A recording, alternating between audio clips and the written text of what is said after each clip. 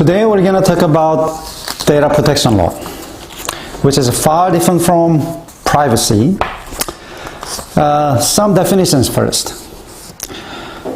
Data protection protects what's called personal data. What is personal data? All data about an identifiable person.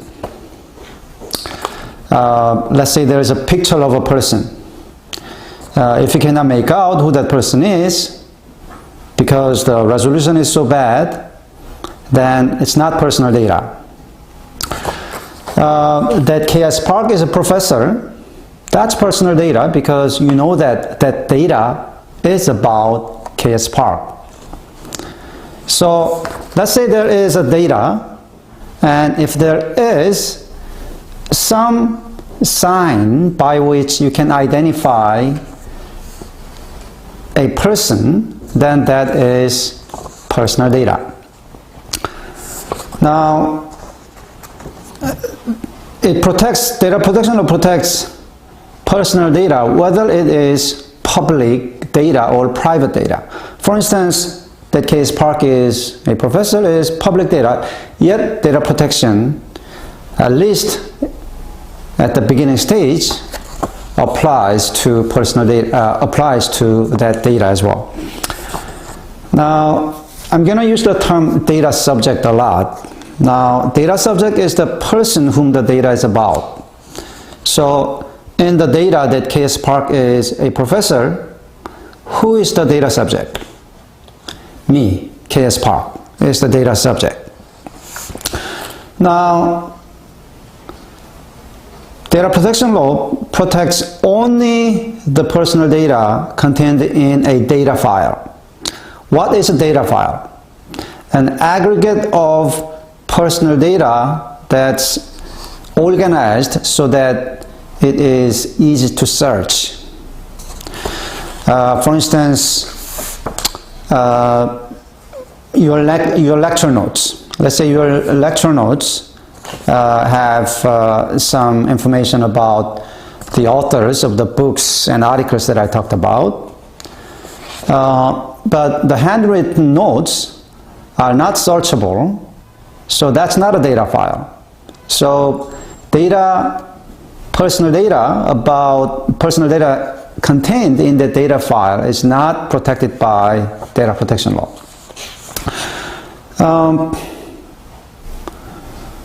Well, how about data that's organized by a table? So it has rows and columns. So by looking at the name column, you can find some data about that person. So let's say there is it is handwritten, but it is a table whereby your names and, for instance, your mobile numbers are written down. Now, you cannot do a computer search, but you can, if the names are ordered alphabetically or in some other easy way of indexing, then that will be also considered data file. And then I'm going to talk about data controller. Now, who is a data controller? Data controller is a person who operates that data file for business purposes. Okay? If someone uses a data file for her or his personal purposes, for hobby, then that person is not a data controller. Now we are done with the definitions. So what does data protection law do? What does it mean when I say data protection law protects only the personal data contained in a data file? Well, it means that all data controllers and only data controllers, right? So data protection law applies only to data controllers. So all data controllers must not collect personal data without data subject's consent, must not use that personal data for any purpose other than consented to by the data subject.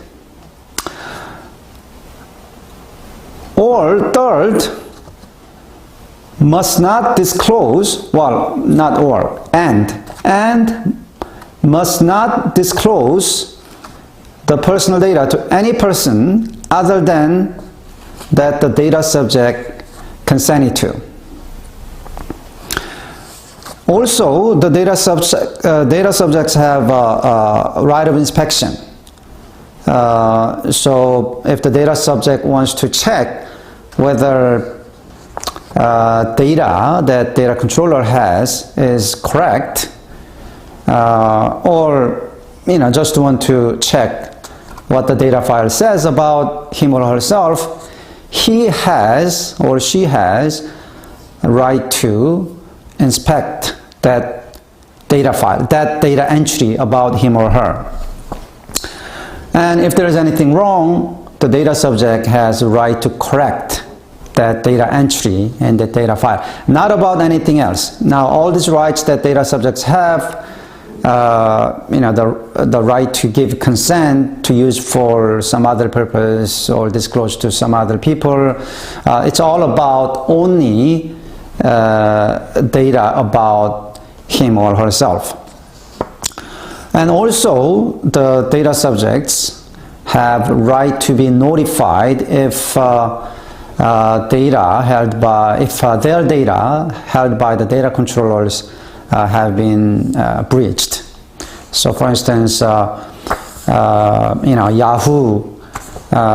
reported that billions of emails have been turned over to third parties that the Yahoo email users never consented to. Then Yahoo has a duty to notify Yahoo email users about that breach. Next slide. We're going to talk about how the law is interpreted and applied. Again, applied only against the data controllers. It puts obligations to protect personal data. It imposes those obligations only on the data controllers. And data controllers are the ones operating data file only for business purposes. So, in your mobile phone, there's a contact list, and it has names and phone numbers and emails and other contact information. That is a data file, but you are using it only for your personal purpose, not for business purpose. In that sense, the contact list in your mobile phone, in that sense, you are not a data controller. At least with respect to the data file, with respect to your friends' phone numbers in your mobile phone. And also, it's applied only against the searchable files.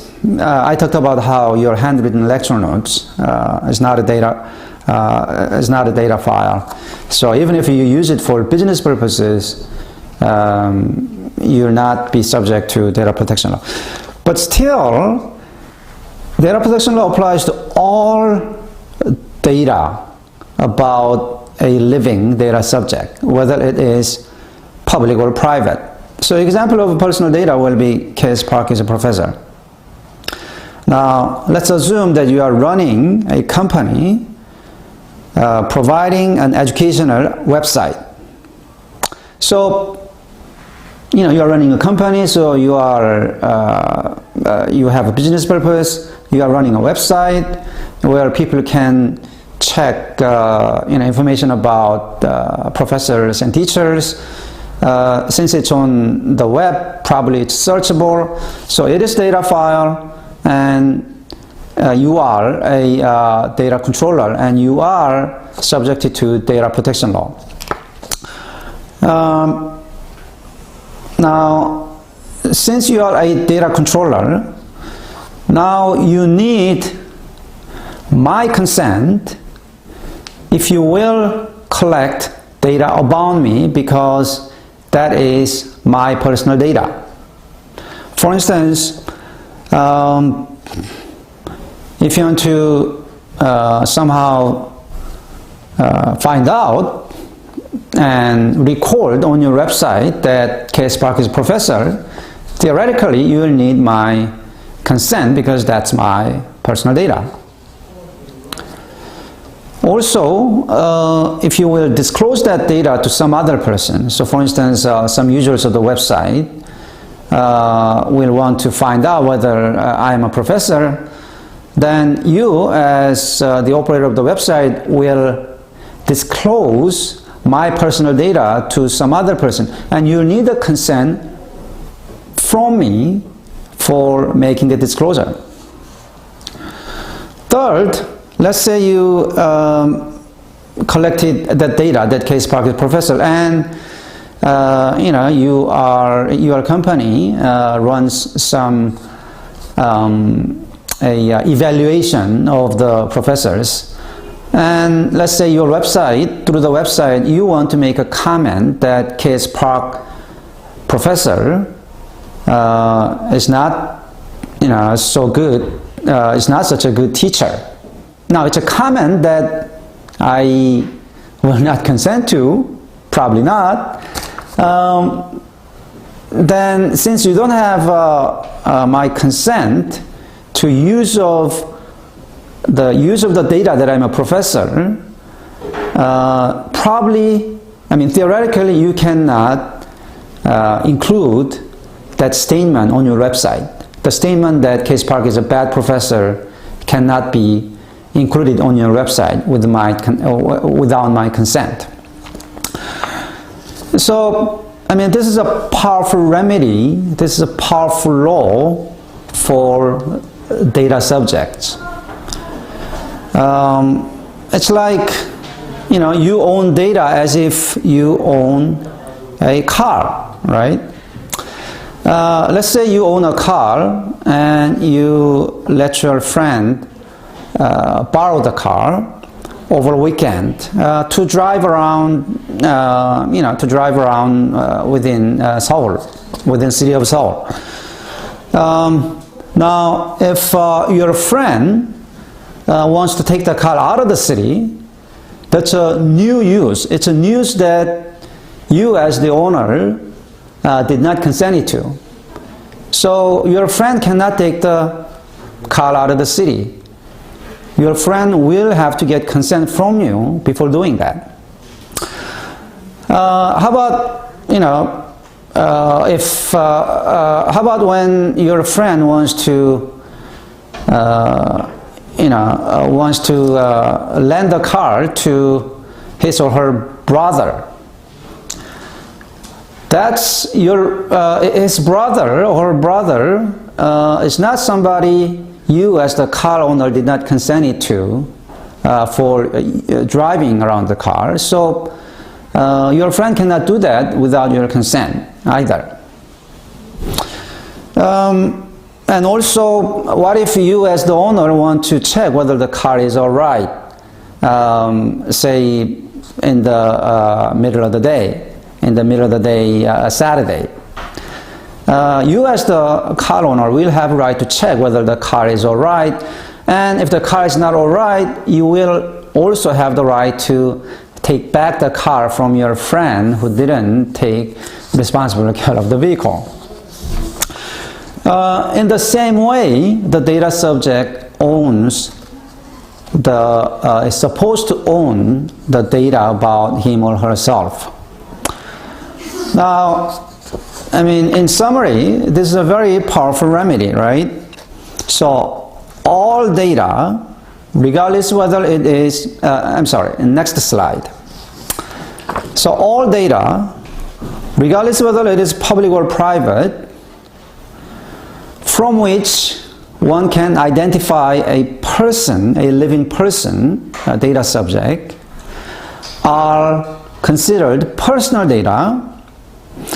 And data controllers, so the one handling a file, a searchable file, incorporating all that personal data for business purposes, the data controllers must get the data subject's consent before collecting the information, before making the data available to new third parties, or making use of the data for some purposes that the data subjects didn't agree to.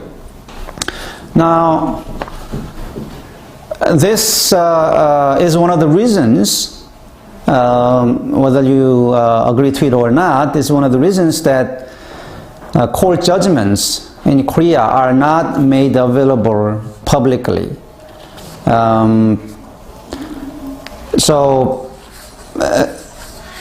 Because the court judgments have the names of the parties and witnesses, the idea is that those parties and witnesses to the lawsuits have not agreed to making available their names to the public. Because, I mean, who wants to, I mean, people go to courts usually when there's something, something that they are unhappy about has taken place.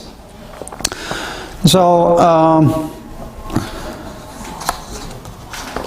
data protection law basically makes all data subjects, or, I mean, anybody can be a data subject, right? Any living person can be a data subject of a data about him or her. So data protection law makes all living individuals owners of all communications about them respectively, and it gives living individuals the right to control information about, right to control how and whether information about them can be shared among third parties. So by now you should ask whether there is a problem of censorship, and we're gonna talk about that probably in the next class, but today we're going to focus on what data protection law is and where it came about. So this next slide, the concept of data ownership, that you own data about yourself, where did it come from? It came from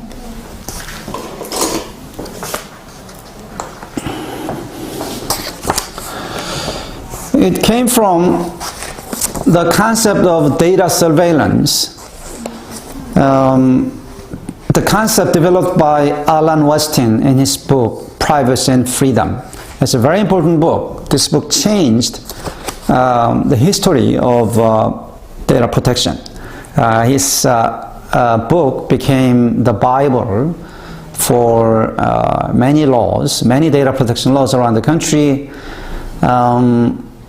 Well, not directly, but it became the Bible for creating what's called a fair information practice. Basically a practice that, before companies and governments process, collect data about individuals, they respect they respect those individuals' wishes. That fair information practice later became the underlying concept, the underlying principle of many data protection laws.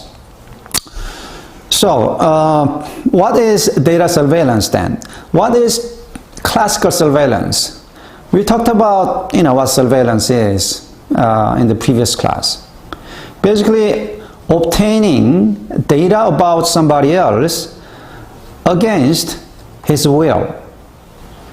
and disclosing that data against his or her will. Now, obtaining of data, not obtaining of all data, but obtaining of data that remains within that person's private domain. For instance, we talked about the example of,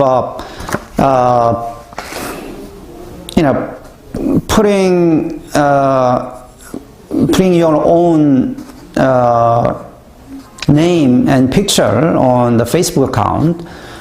And if the police make note of your name, collect your name and picture from your Facebook account that you made available publicly, then the police doing that will not be considered surveillance, and the police will not need a judicial approval for collecting your picture and name. So again, surveillance in a classical sense is obtaining and disclosing data about an individual against that person's wishes when the data has been maintained, when the data has remained in the person's private domain. Now, for instance, if the police want to have access to your private, the content of your private email, then that's surveillance, and the police will need a judicial warrant for doing that. But Alan Washington thought that, hey, surveillance may take place even when the data subjects voluntarily turn over data. So if people disclose data about themselves to, for instance, get health services from the government hospital, there a lot of data are turned over to the hospitals. Now, let's say the person also has to get education services from public schools and turns over some data about him or her to the schools as well. Now, these are all voluntary transfers, but if the schools and hospitals put together data about the person, then the schools and hospitals may be able to find out, may be able to infer some data that the person never intended to turn over to the schools, to the school or the hospital.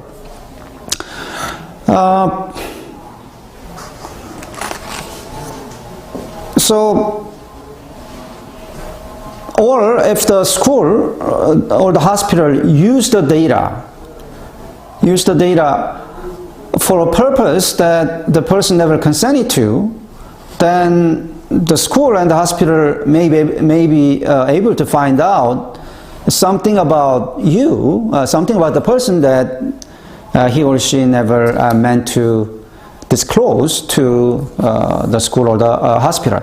So, unconsented to use, right? A non-consensual use or disclosure of data may be equivalent, okay, may have the same effect as involuntary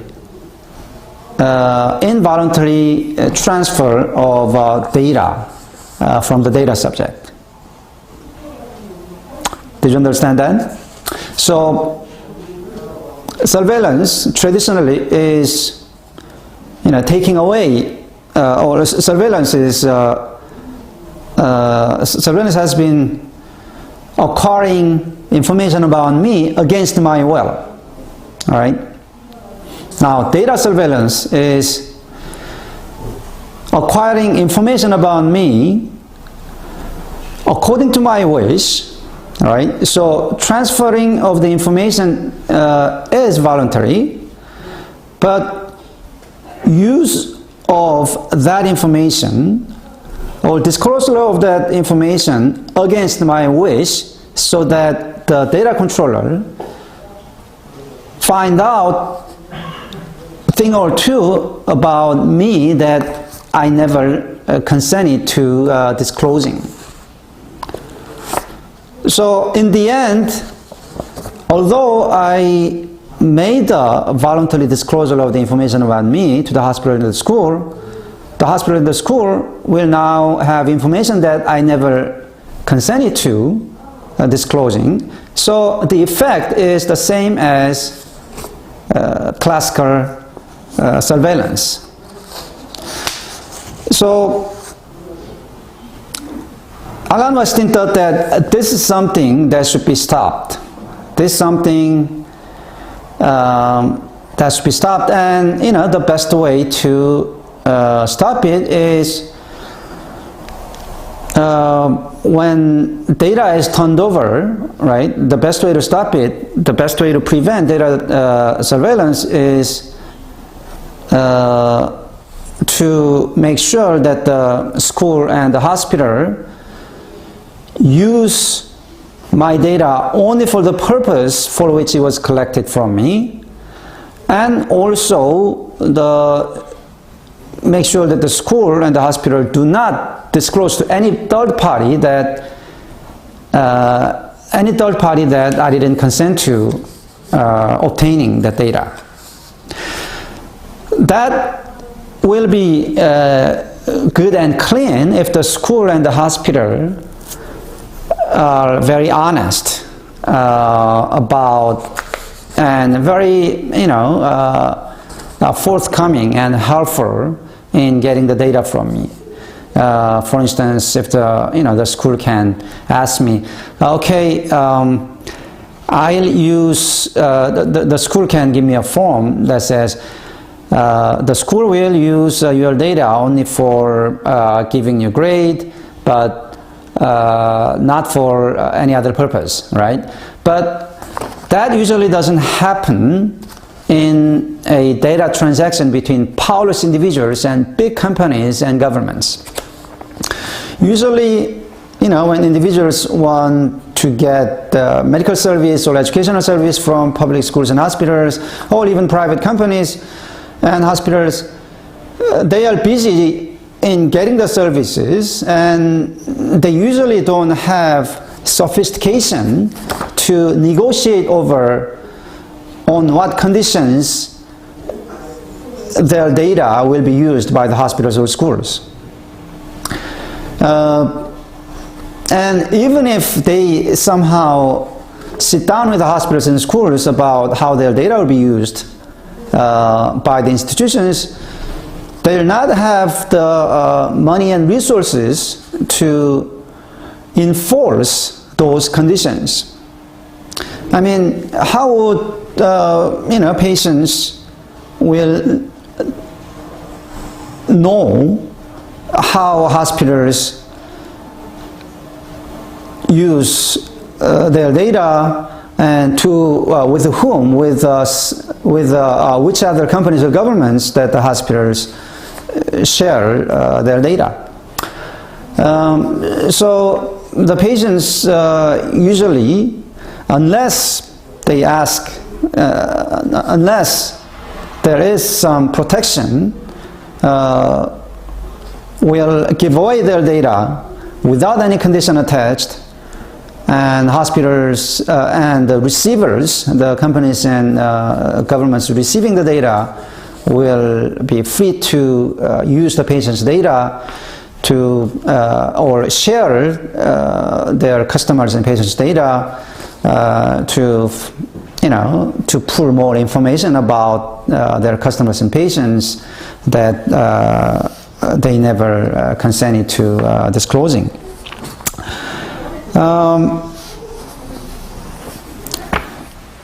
Now, so the reality is that powerless individuals don't have negotiate on what conditions that their data will be used by the companies and governments receiving the data. And no power to enforce those conditions. So contract law, the law governing how promises are kept, is usually not effective in protecting powerless individuals. So Alan Washington thought that, hey, we need something more powerful than contract law. It's got to be property law, where people are deemed to be owning data about themselves. So what happens when you own data? What happens when you are considered the owner of something?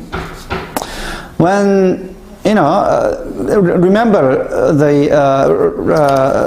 the example of you, the owner of the car, lending the car to your friend.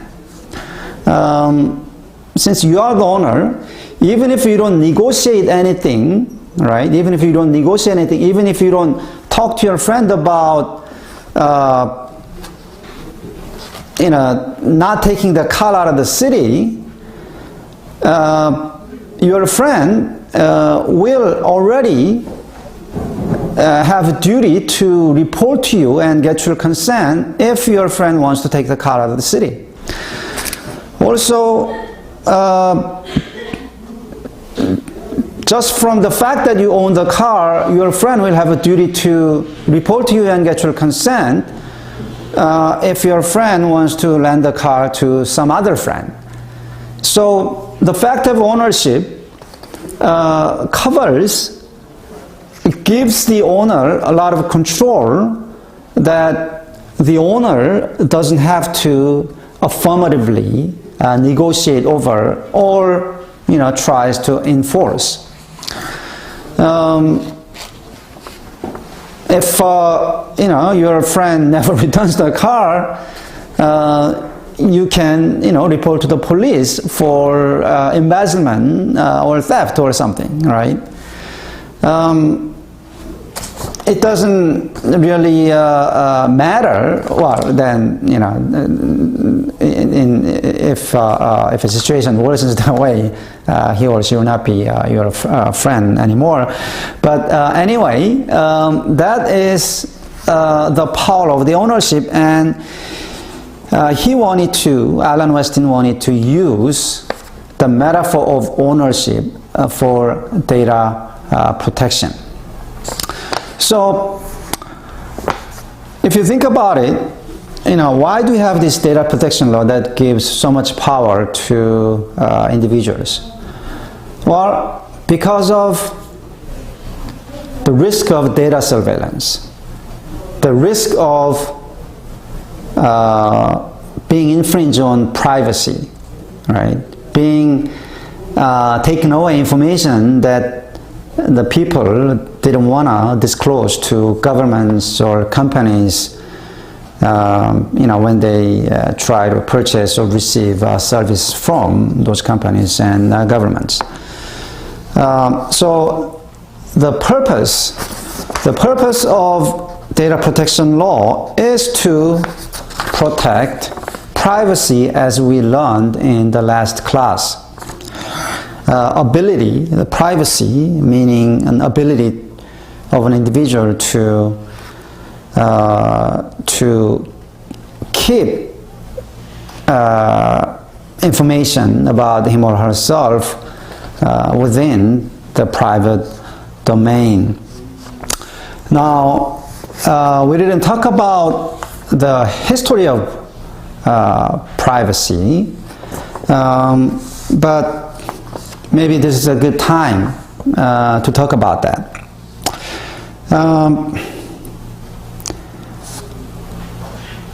Because the history of privacy has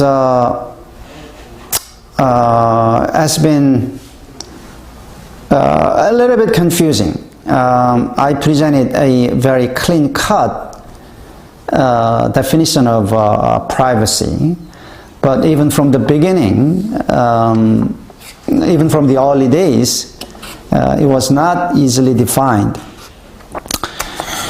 It began with 1890,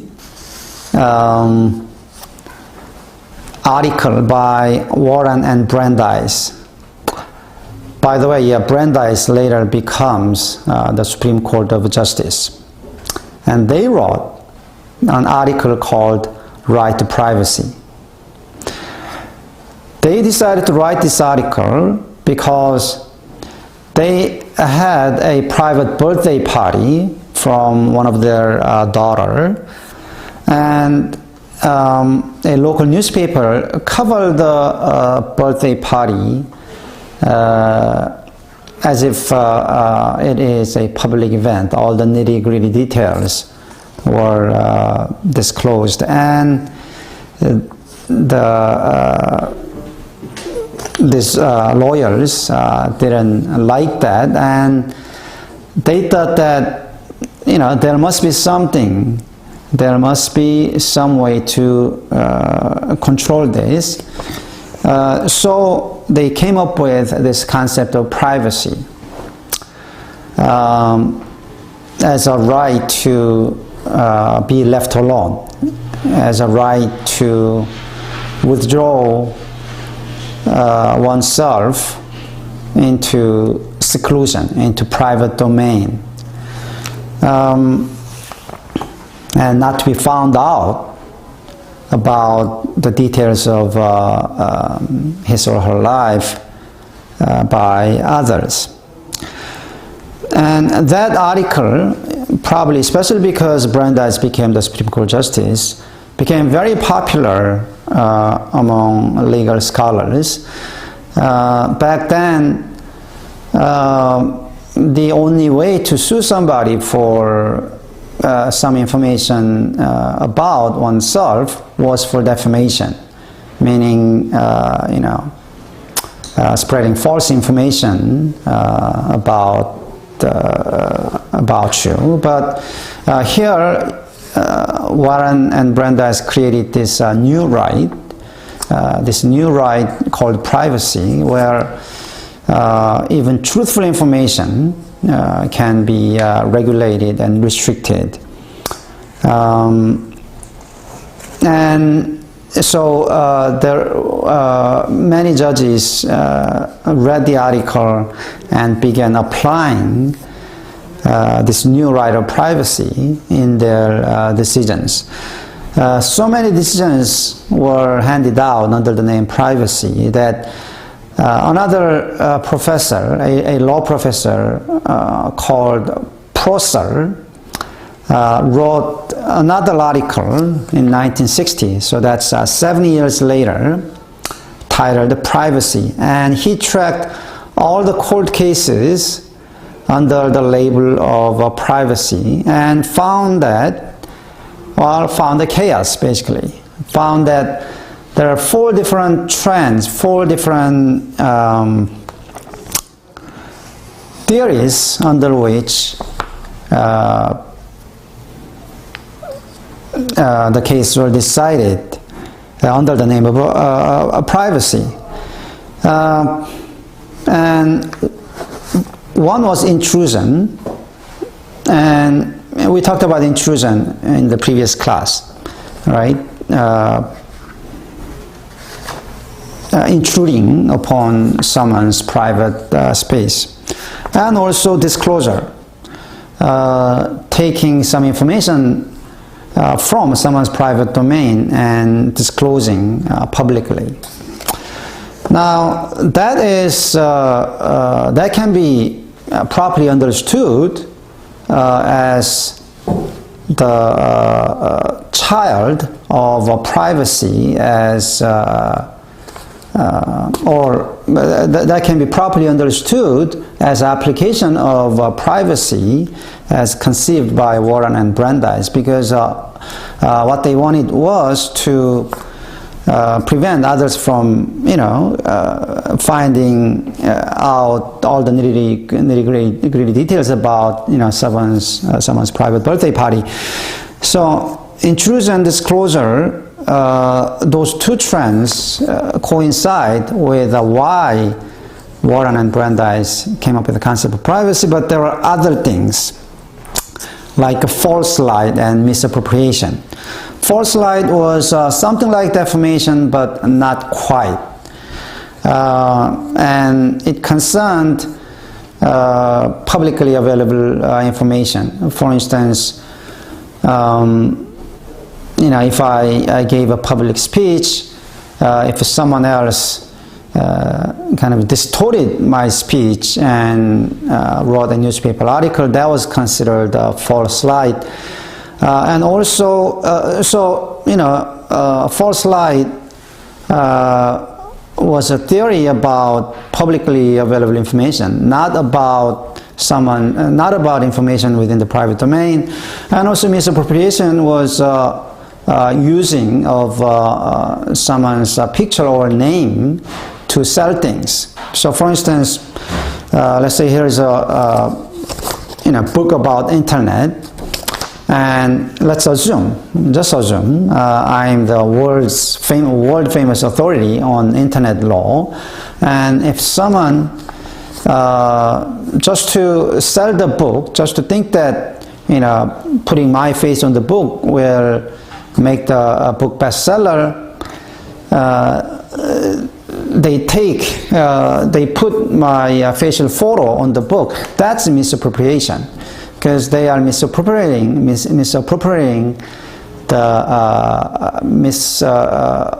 they are using my likability for their purpose of selling the books. Again, that does not concern private information, because my face is available everywhere, right? It is a sign that I throw out to the people so that other people recognize me, right? So face is not certainly something that has been kept private. So that is so these two new trends called false light misappropriation were something that didn't really coincide with what the authors of what the original authors of the concept of privacy have had in mind, and that's what Professor Prosser said in his article as well. Professor Prosser said, "Oh my God, this is chaos. We should be careful in applying the concept of privacy to these other situations that do not concern intrusion into or disclosure of one's private domain."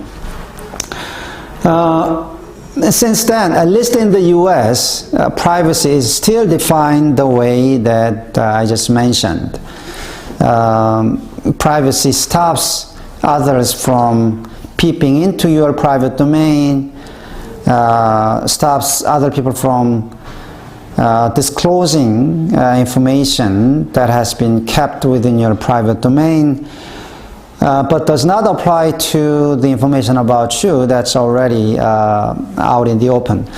But many people saw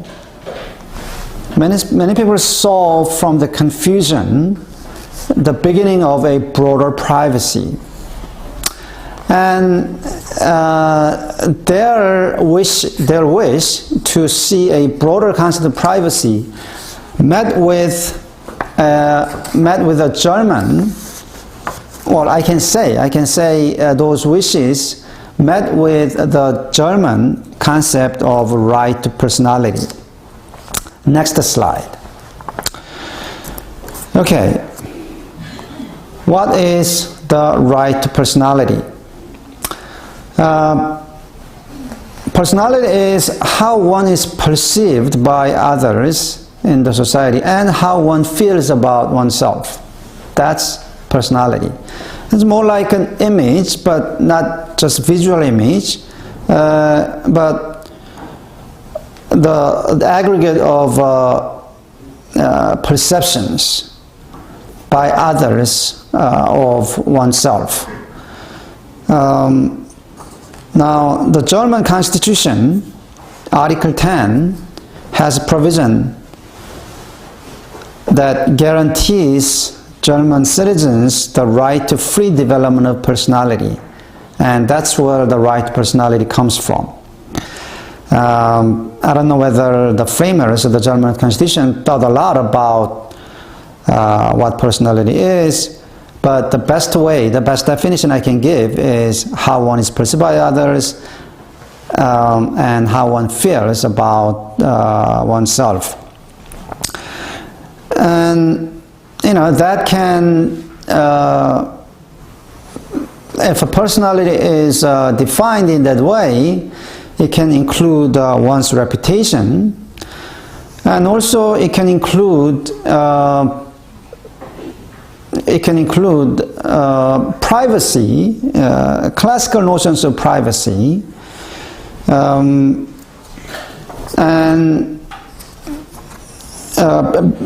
because if they find out, if they know something about me that I didn't disclose, they'll have a different perception of me. Doesn't matter whether the perception is good or bad, that's about defamation, but if they find about something new about me, then their perception will change for good or worse. But the fact that it changes, right? The fact that their perception of me changes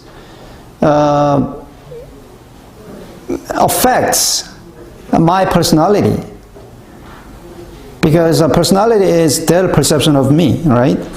So since then, the German law has developed into this doctrine of spheres. So it is kind of graduated concept of privacy, where people in different settings are protected by different levels of privacy. For instance,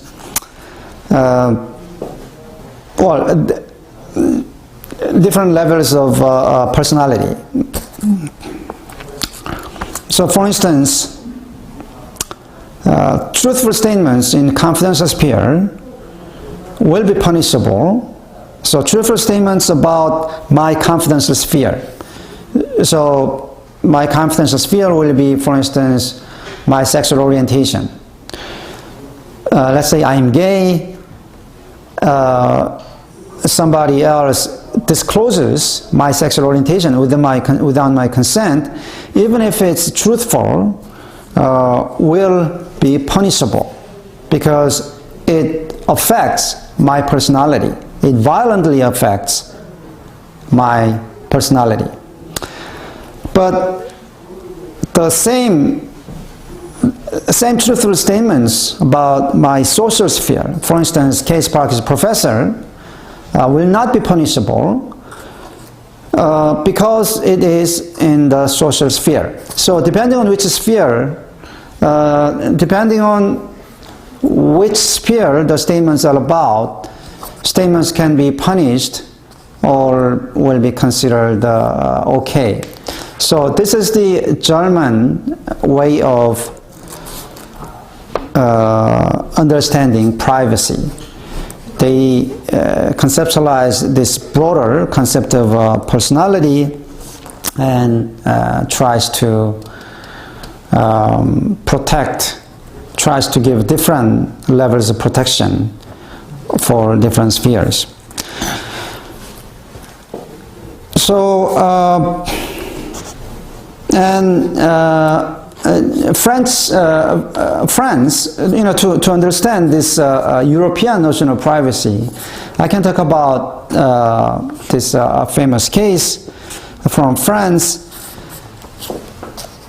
So there was this this court case where a gay person participated in a gay pride march that took place on public street. So he was out there with a costume, but showing his face. Now someone saw his colleague saw him on the march and disclosed to the co-workers, all the co-workers at the workplace, that he is gay. The court said disclosure to the marchers does not mean disclosure to all the people at the workplace. And the court found privacy infringement there. So French court thought that, there is although it is a public street, although march took place in the public street, there is a there is a boundary within which he could be private about his sexual orientation.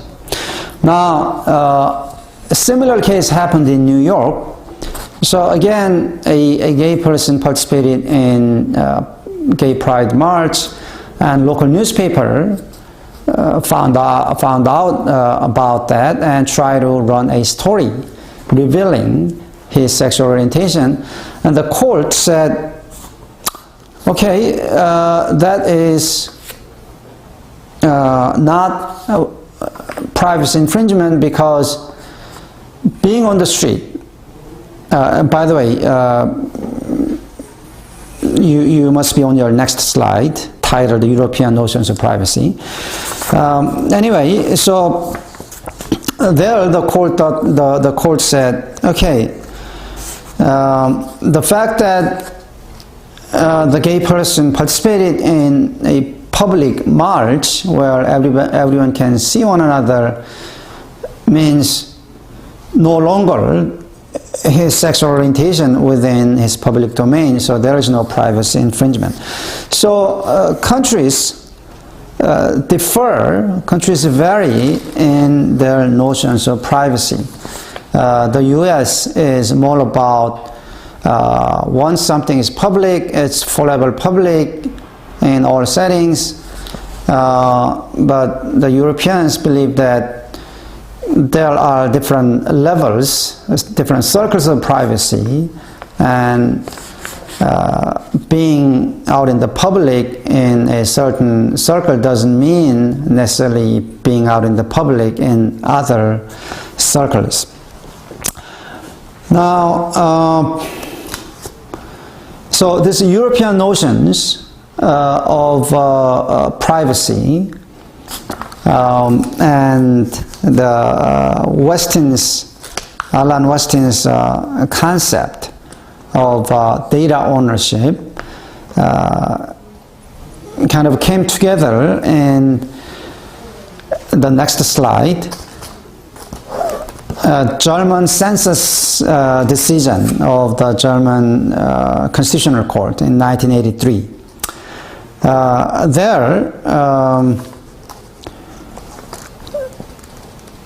Next slide now. So Germany wanted to do census and passed a law that says people are required to report to census queries, and the law allowed the transfer of census data among different administrative agencies, and the Constitutional Court said, hey, this is a violation of what they called informational self-determination. The German court said people should have control over data about themselves, and if census respondents give data to one government agency for a certain purpose, for statistical purposes, that data should not be shared with other agencies and used for other purposes. So the law authorizing such transfer without the census respondents' consent violates what they called or what they invented as right to informational self-determination.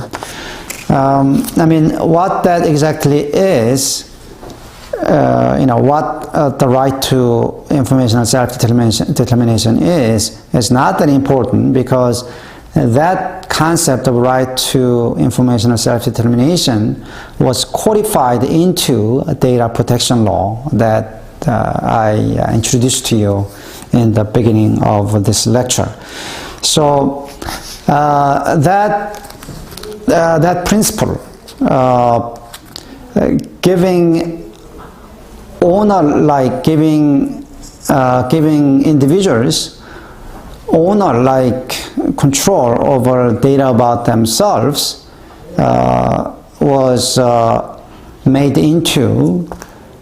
further developed to what we call fair information practice, where where governments and agencies collecting data about individuals were required to respect the data subject's wishes about how data are used or shared with other people. And fair information practice later was further developed to 1980 OECD Data Protection Guideline and also 1995 EU Personal Data Protection Directive. Guideline is just guideline, but EU Personal Data Protection Directive is a law that applies to EU member states. It's called a directive because it directs the member states to pass a law according to the contents of the directive. So we came a long way. Next slide. By now you should see the difference between what we learned to be privacy and data protection. Privacy, now, yes, it varies between countries. Remember the Gay Pride March case, remember Gay Pride March cases in France and New York. It does vary between countries, but it is at least concerned with private data that's kept within private domain of people. Yes, countries vary. Countries are different in terms of how they define private, but privacy is about information kept within private domains. But data protection applies to all personal data, public or private. I think the idea is that,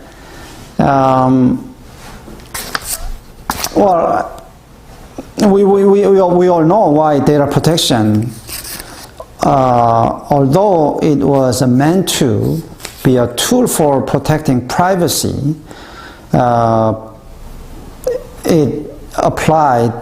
it made itself applicable to public data as well as private data, because of this, through this concept of data surveillance, right? The idea that even voluntary disclosure of data, if there is so much accumulation of the data, or if non-consensual sharing of the data with other people, then you may be ending up, you may end up letting the data collectors find out things about you that you didn't actually want to disclose. So through that concept, to plug that hole, this concept of data protection law came into being.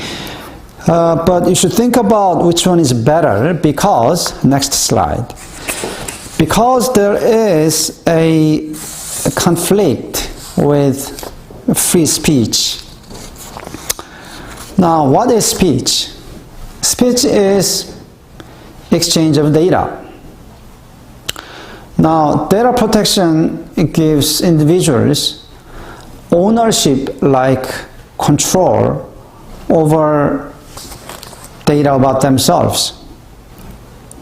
Now, if data subject controls how data about them flow in the society, then the data subject will be operating like a censorer, right? I can censor what other people share about me, right? If I can control the data that K.S. is a professor, then I can control your statement. I can control. I can stop other people from sharing information amongst themselves. Information like K.S. is a bad professor, right? Because that statement includes the data that K.S. is a professor, and by controlling that, I can control what you can say about my teaching performance and other things. One may say that data protection's sensorial power, sensory effect is not that serious, because it's exercised. Data protection right can be exercised only against data controllers. But in this age of the internet, so many people speak through data controllers, right? So many people speak through Facebook. So many people speak through Twitter. So many people speak privately through Gmail. And if they are considered data controllers, then the people being talked about in that media platforms can control how data about them is shared by third parties. So I want to end this lecture with this question. What shall we do with our data? Do we really want to own data about us so that other people cannot talk badly about ourselves? Or do we want to free others from talking about, free others so that they can talk freely about us, except private data, except the data that I have kept within my private domain? Think about it, and we'll continue next Tuesday.